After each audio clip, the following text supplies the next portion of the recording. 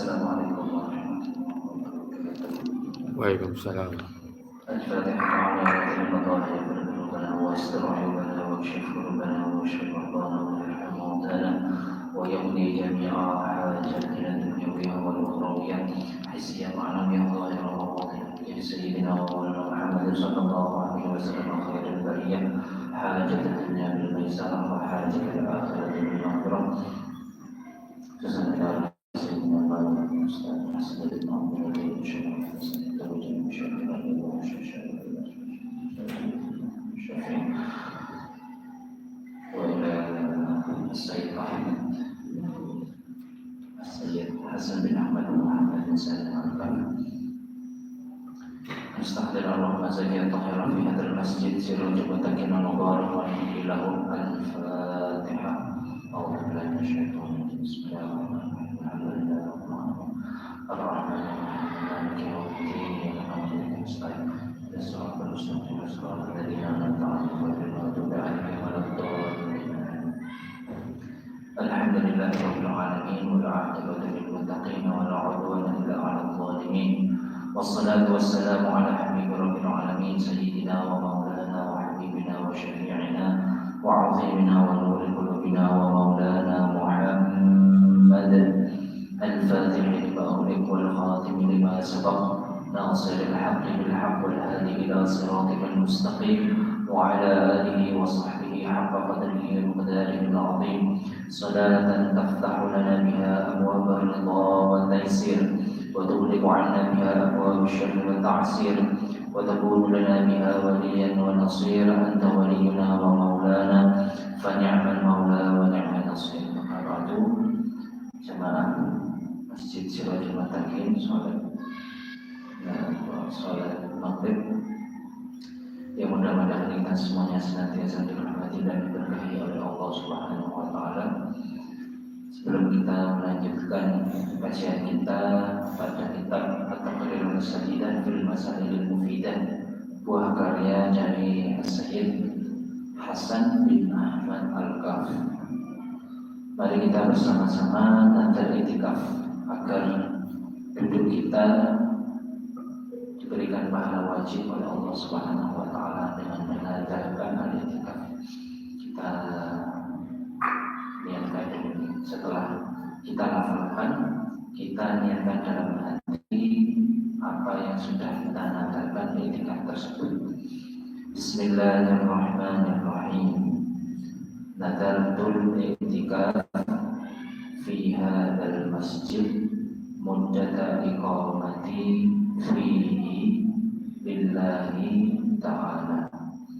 Mari kita niatkan melaksanakan nazar itikaf yang barusan kita ucapkan dalam hati kita masing-masing.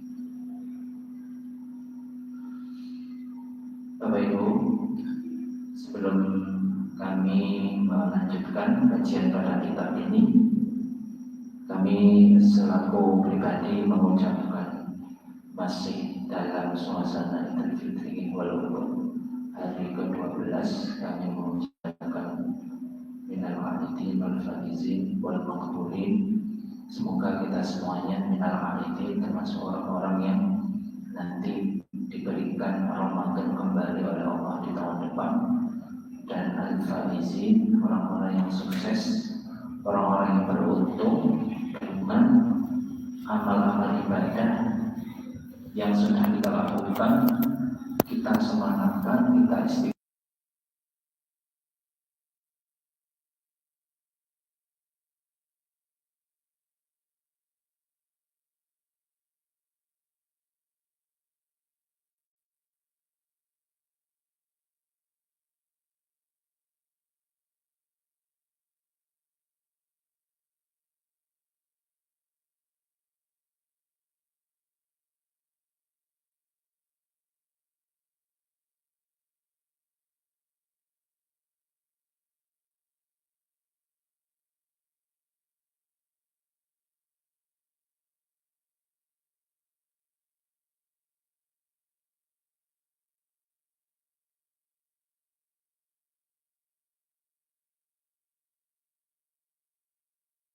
Semangat kita dalam mengaji kami kutip dalam kitab Ihya Ulumuddin yang ditulis oleh Al-Imam Abu Hamid Muhammad bin Muhammad Al-Ghazali.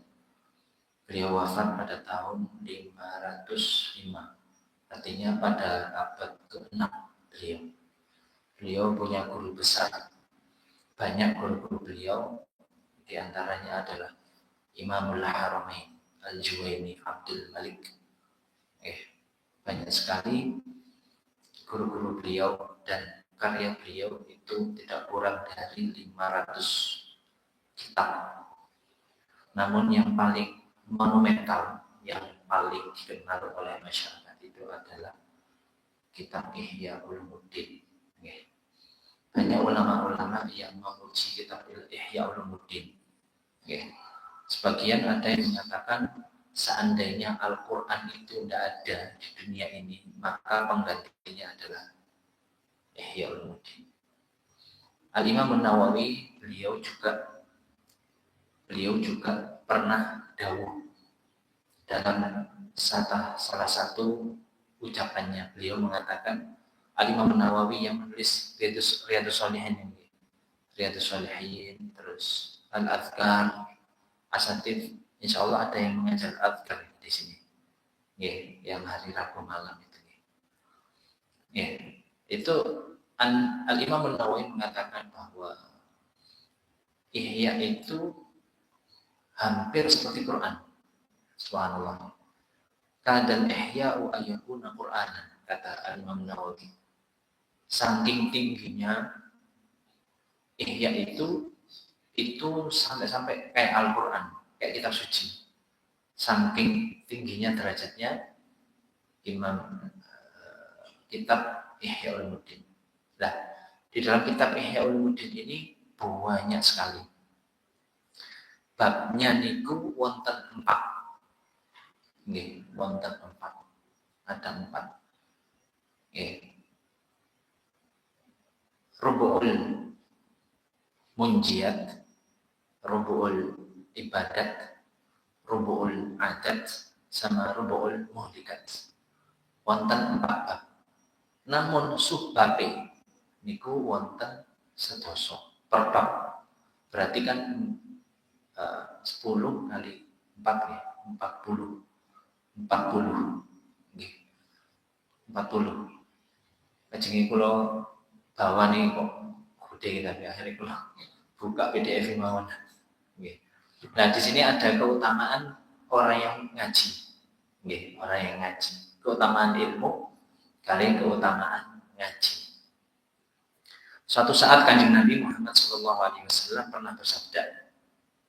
Hadis ini diriwayatkan oleh Al-Imam Abu Nu'aim dalam kitabnya Hilyatul Awliya,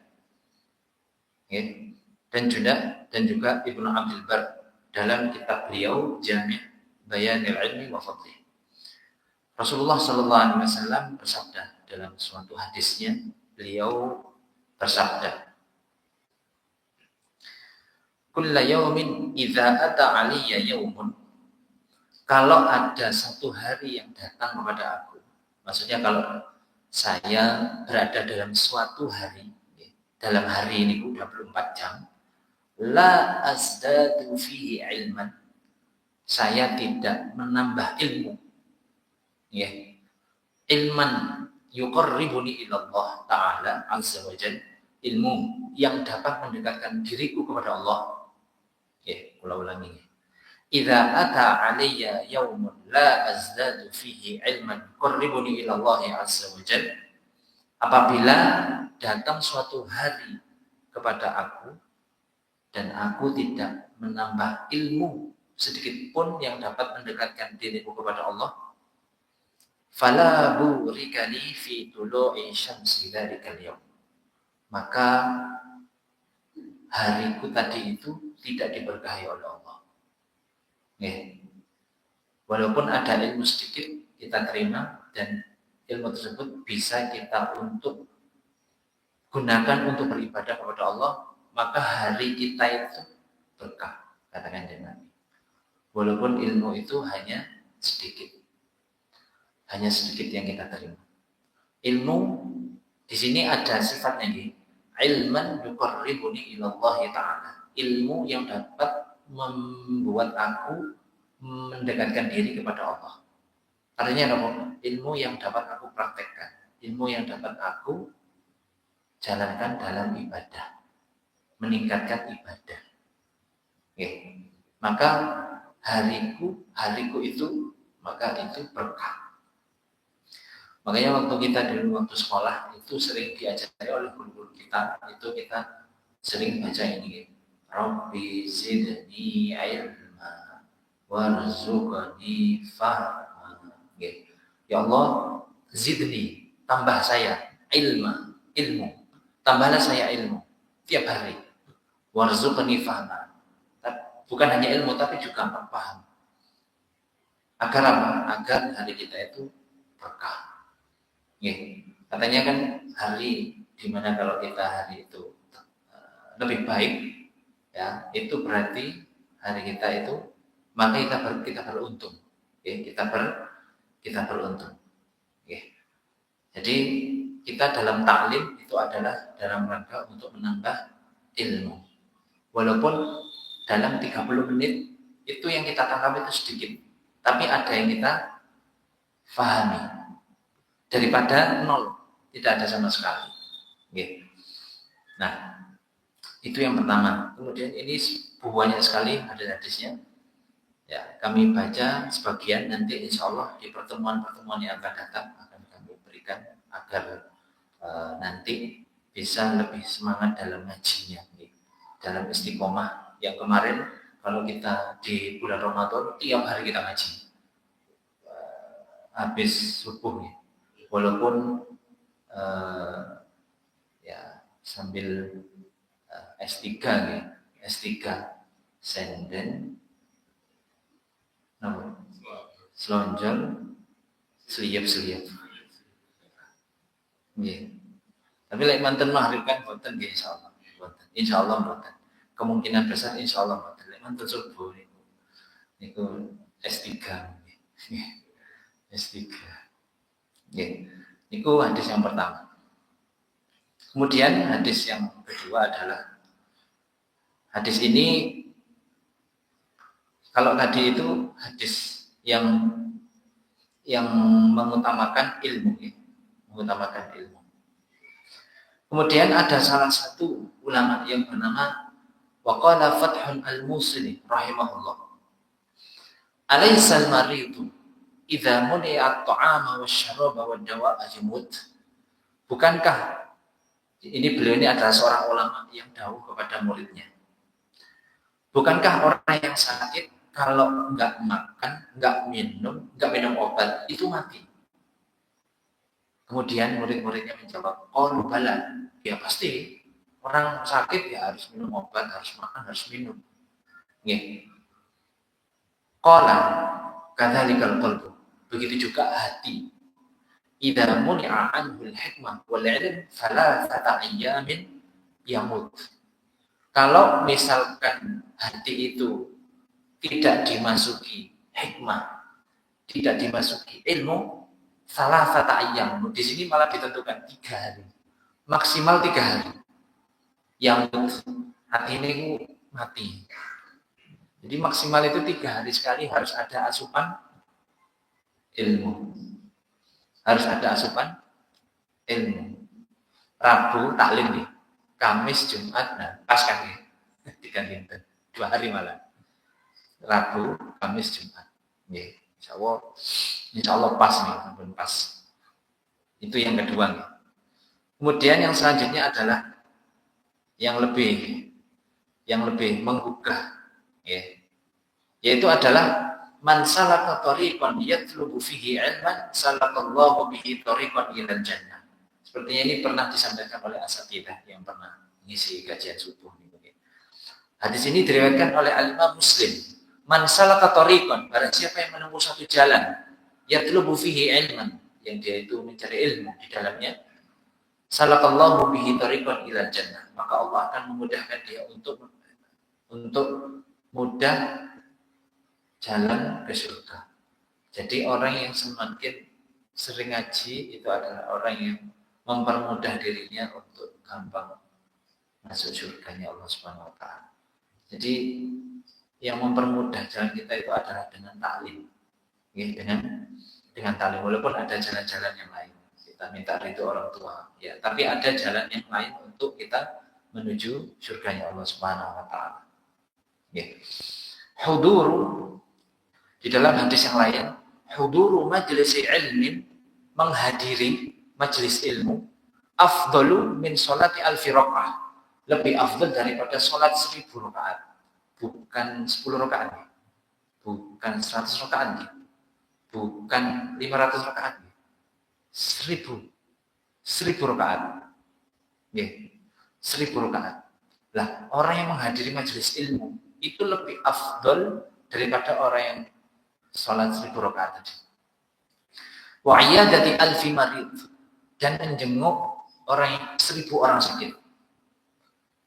Lebih utama untuk menjenguk 1000 orang sakit. Wa syuhudi alfi janazah, dan lebih afdal daripada menghadiri 1000 jenazah.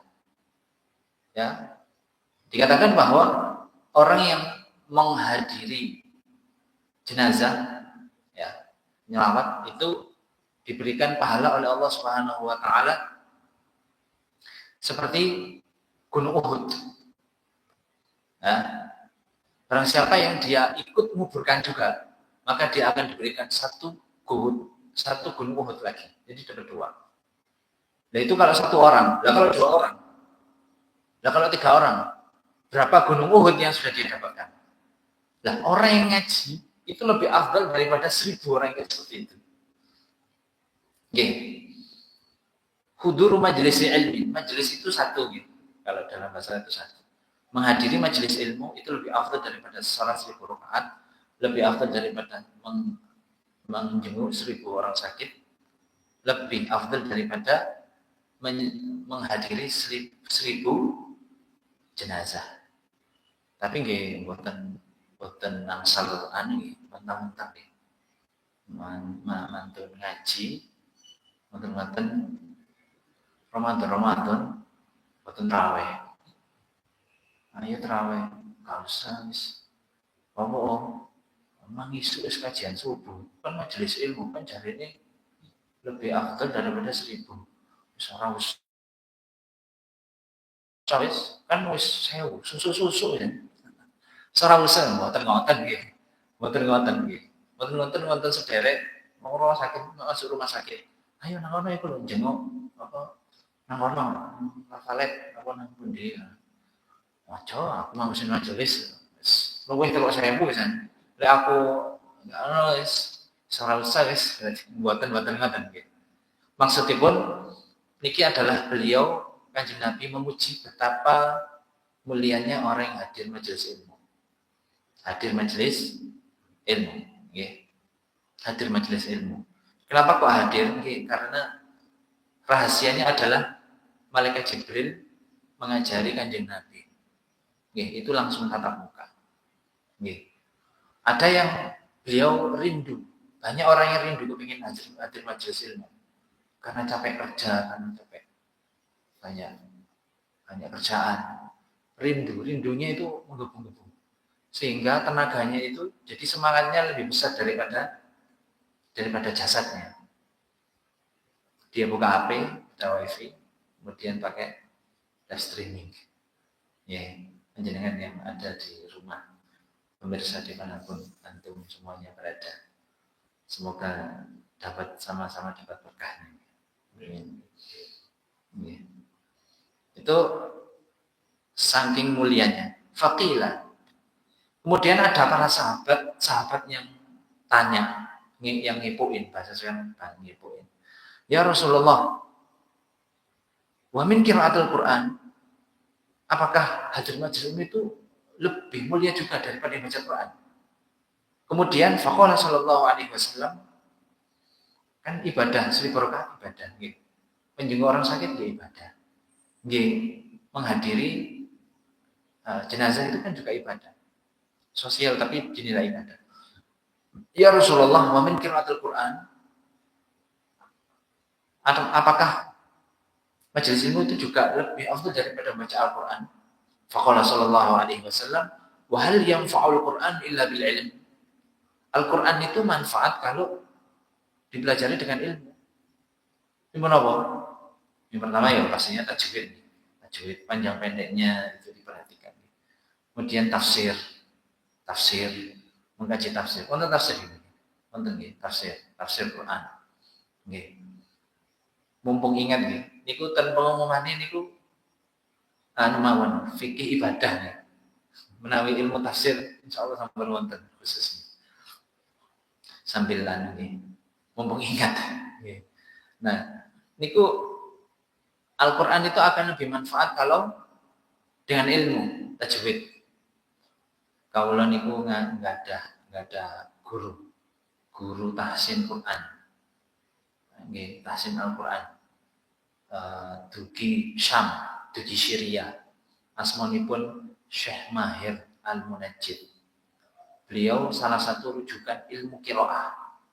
Qiraat nggih, sanes qiraah Muammar niku nggih sanes. Qiraah niku lho, qiraah syara, qiraah sab'ah niku. Siratal ladzina an'amta 'alaihim ghairil maghdubi 'alaihim waladdallin. Wonten qiraah sab'ah utawa qiraah syara niku siratal ladzina an'amta 'alaihim ghairil maghdubi 'alaihim waladdallin. Wonten sing siratal ladzina an'amta 'alaihim ghairil maghdubi 'alaihim waladdallin. Dan itu sedaya dugi Kanjeng Nabi. Nggih, jumlahnya niku wonten aslinya wonten 60. Tapi yang diakui niku sedasa saniki.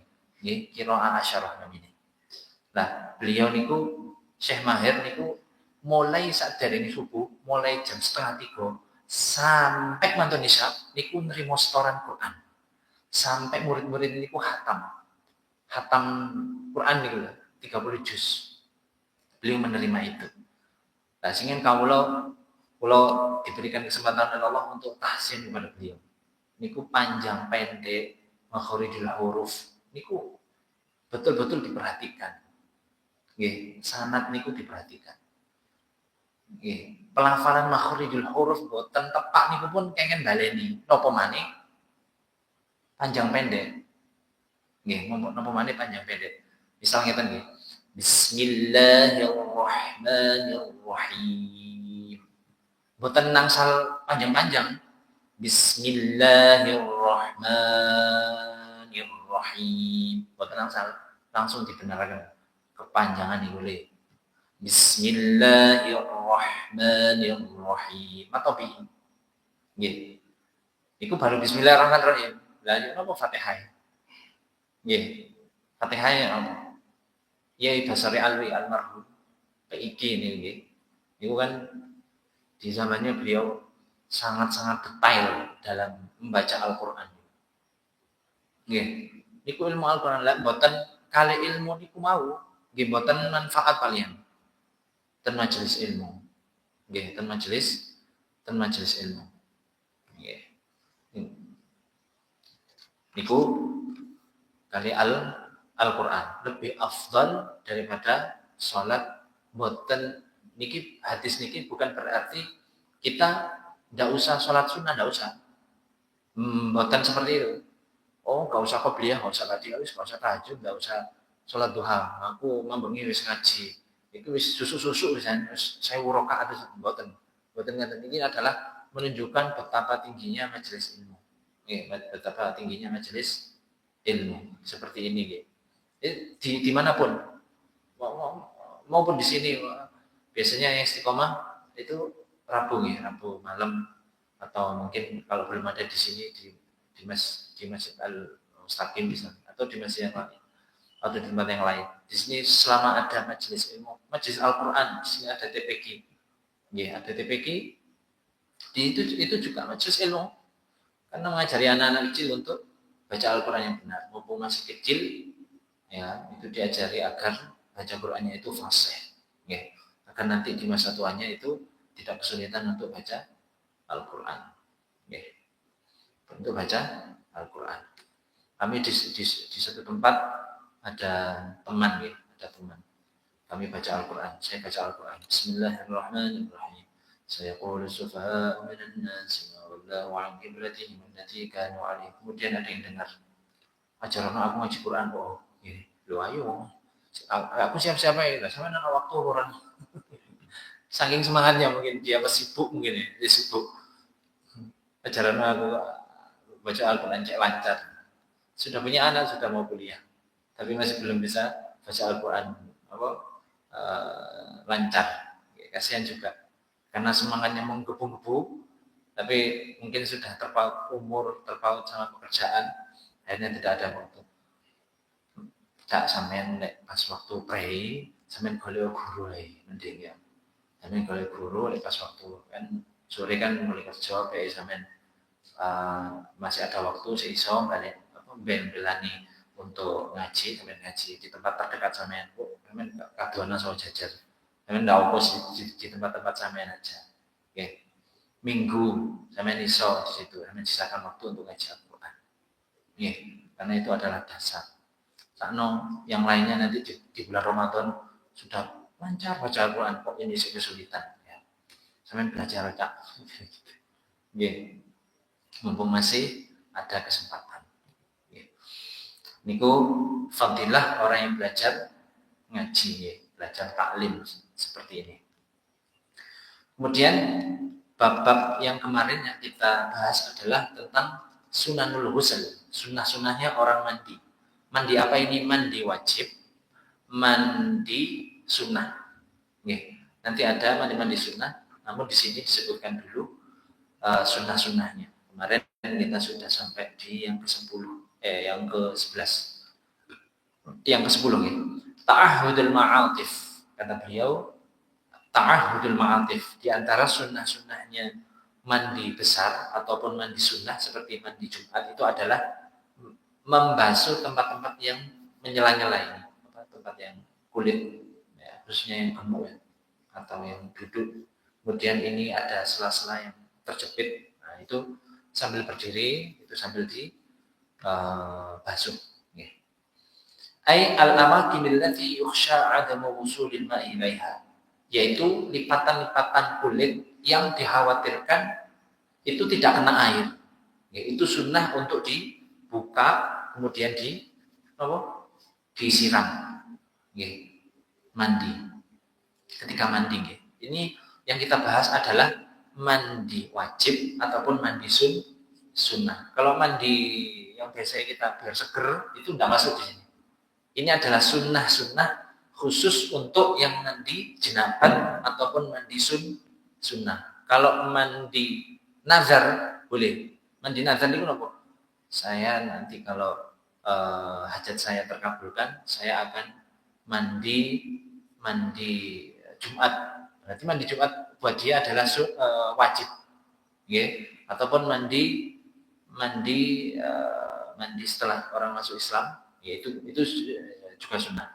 Kemudian mandi yang sunnah itu adalah mandi sebelum mandi sholat Idul Fitri atau sholat Idul Adha, itu sunnah. Kemudian yang ke-11 adalah tahlilus sya'ar, menyela-nyela rambut, ya, menyela-nyela rambut atau jenggot atau kumis kalau yang punya, itu sunnahnya itu di sela-sela, khususnya perempuan muslimah, rambutnya mungkin ada yang tebal, itu disunahkan untuk disiram juga di sela-sela, bukan hanya disiram, tapi juga di sela-sela. Itu tahlil itu di sela-sela. Kemudian ad-dalku, yang ke-12 adalah ad-dalku, digosok. Jadi tidak hanya disiram, tapi juga digosok. Kalau sekarang itu ada, zaman sekarang sudah lengkap ya. Ada shower nih loh, gabus, ya, shower di mandi, disabuni sambil di shower ini, itu sudah masuk. Shower itu ini menurut Imam Malik, Imam Syafi'i malah wajib, wajib untuk digosok. Kemudian yang nomor 13 adalah sunnah-sunnahnya mandi adalah at-tayamun, mendahulukan kanan daripada yang kiri, mendahulukan kanan. Jadi kalau awal membasuh itu yang kanan dulu baru yang kiri. Kemudian yang ketiga ke-14 adalah at-taflith. At-taflith itu dari kata-kata salafah, membasuh 3 kali. 1, 2, 3, 1, 2, 3. Setelah itu kalau mau ditambah 3 kali nih. Kepala pun juga sama, 1, 2, 3. Ya. Sunnahnya 3 kali, sama kayak wudhu. Yang nomor 15 adalah al-mualah. Mualah itu sambung. Sambung itu sama seperti yang kami jelaskan pada waktu membahas tentang wudhu. Okay. Itu misalnya di rumah pas mandi wajib atau mandi sunnah, pas ini pusar ke bawah habis airnya. Kemudian waduh ini kok habis airnya. Kemudian ke masjid lagi. Ke masjid sambil bawa handuk, bawa sabun ke masjid. Ke masjid pun sama, cuman biar cuman kesini. Okay. Nah, kemudian setelah itu habis juga ternyata.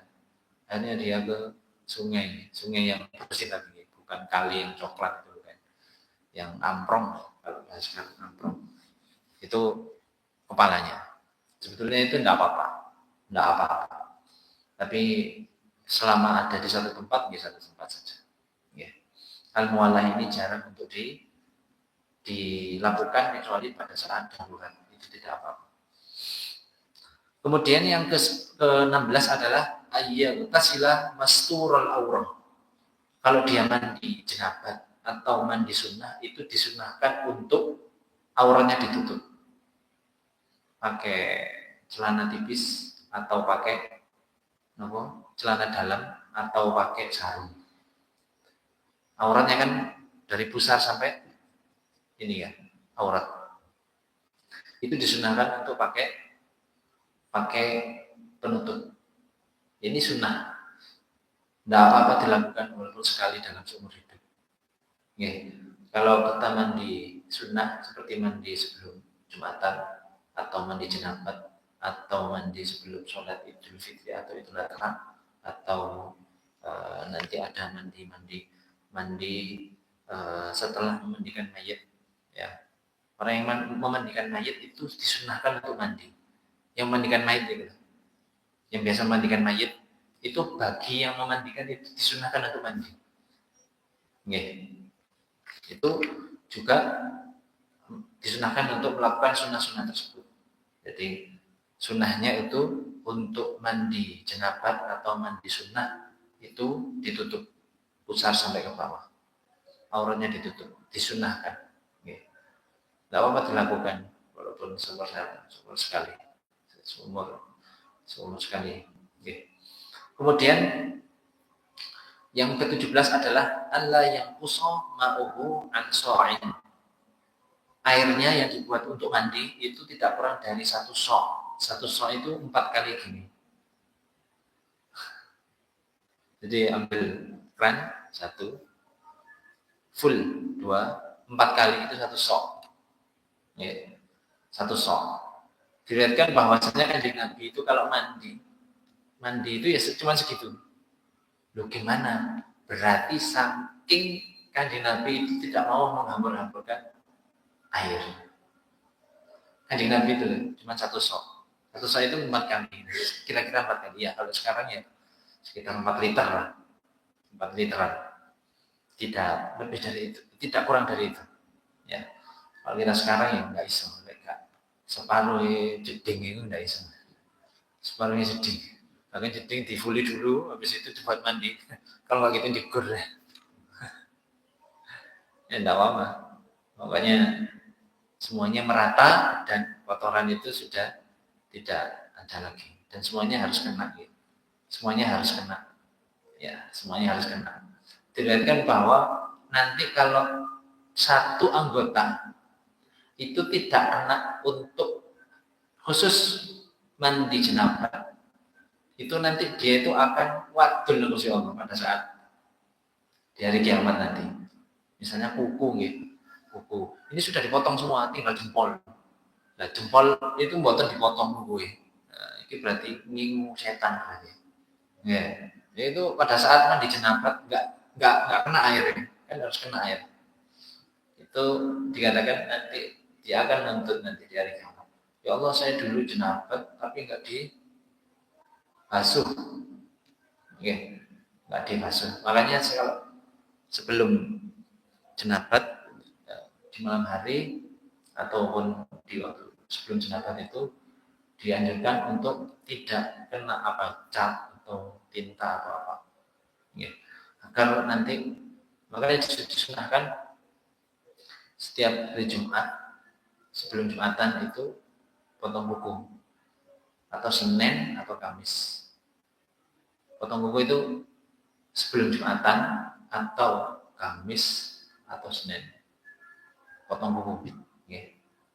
Potong kuku itu disunahkan di hari-hari itu, tidak dianjurkan pada malam hari, ya. Misalnya itu, ya. Kemudian setelah itu yang ke-18 ayyaktasila, jadi kanjeng Nabi itu tidak buang-buang air, ya.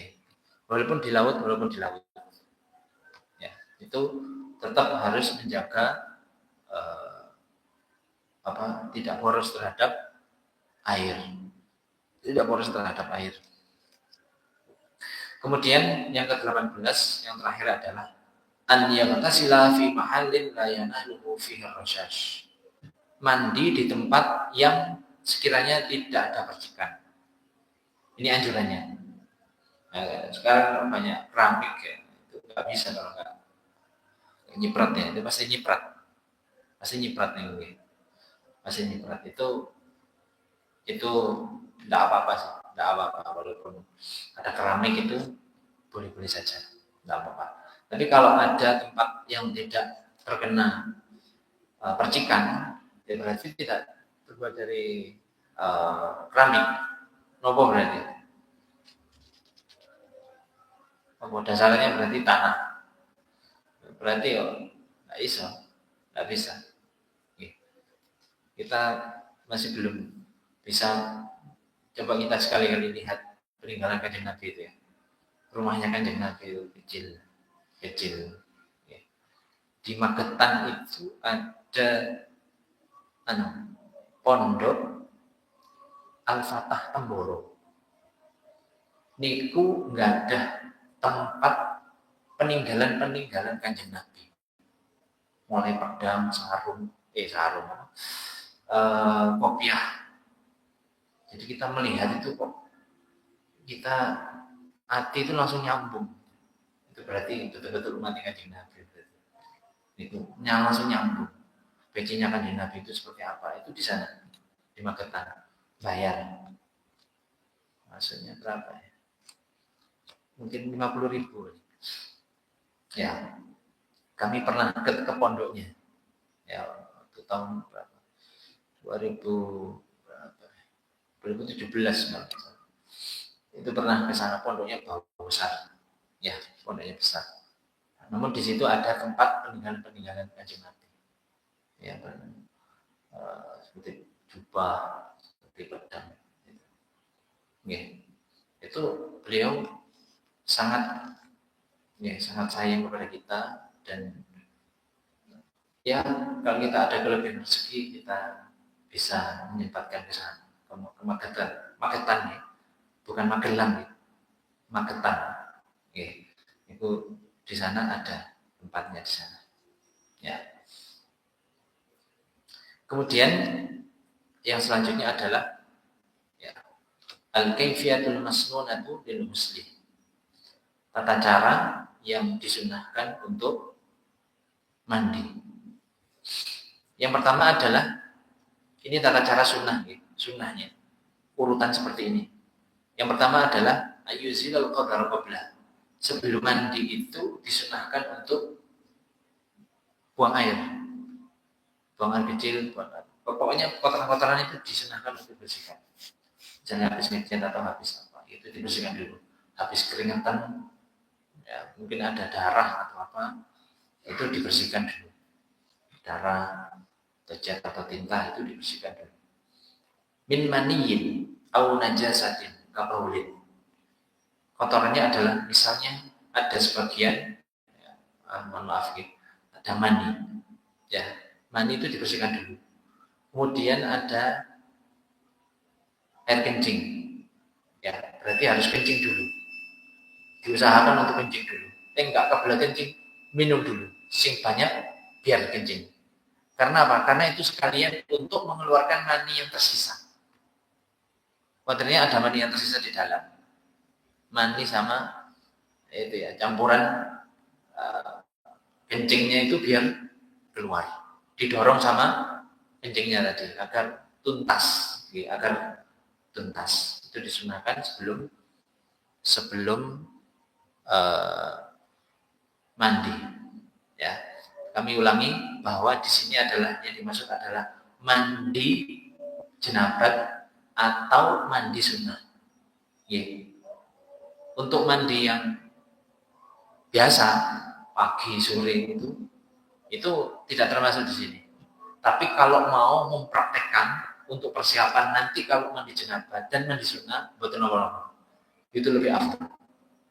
Okay. Karena nanti saya akan melaksanakan sunnah-sunnah ini tak latihlah mulai sekarang. Walaupun sekali 2 kali gitu, tidak apa. Tapi kalau pada saat mandi wajib atau mandi sunnah, dianjurkan untuk melaksanakan sunnah-sunnah ini agar semakin sempurna pahalanya. Kita bersih diri aja itu masih diberi pahala. Ini saking besarnya rahmat Allah kepada kita semua, kepada khusus umatnya Kanjeng Nabi Muhammad SAW. Itu saja yang bisa kita pelajari pada malam hari ini. Semoga nanti kita mandi ataupun wudu atau ibadah-ibadah yang lain semakin sempurna di sisi Allah Subhanahu wa taala. Ala hadhihi niyyah wa ala kulli niyatin shalihah. Al-Fatihah.